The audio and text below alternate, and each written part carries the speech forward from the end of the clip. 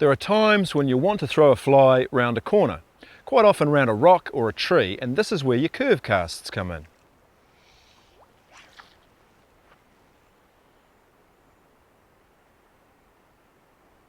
Now, there are many different ways that you can throw curve casts. Some are easy, some are hard. Some give us big, deep curves, some give us short, sharp curves. Some methods can even throw right angles. Today, we're just going to look at two fairly simple methods to throw curves, both to the right and to the left. The principle that we're going to employ for these curve casts is exactly the same as the one that we used for the tucks. But rather than tucking down and under, we're going to curve either to the left or to the right. Remember when I talked about the tuck casts, we went over overpowering the cast. Well, that's exactly the same thing we're going to do with these curves. In this case, I'm going to throw an overpowered curve round to my left. I'm a right-handed caster, so for me an overpowered curve goes to the left. To make an overpowered curve, or a curve that goes round to your left if you're a right-hander, here's what you need to do.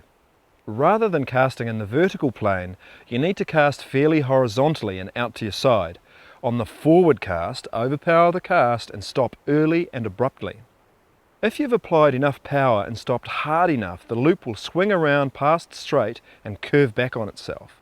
While this is happening, drop the rod and follow the line onto the water and you've got your curve.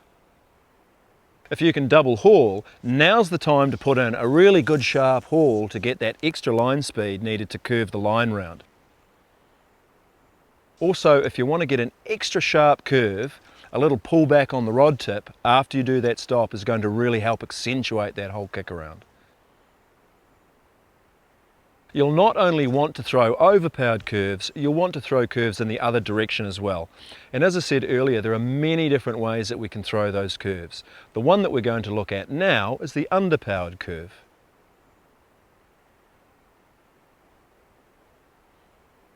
So you'll remember when we did our overpowered curve, we put in too much power and the line kept hooking round to make our curve. Well, with the underpowered curve, we just put in too little power and the line never actually gets to fully straighten out and we drop that curve onto the water. The problem with this method is because there's very little line speed, it's actually really hopeless in the wind. So there's a couple of ways to do better curves on the other side. The most obvious is learn to cast with your other hand. The other one is you can just cross over your body, do a backhand overpowered curve, and because it's an overpowered curve cast, it has good line speed and it'll work well in the wind.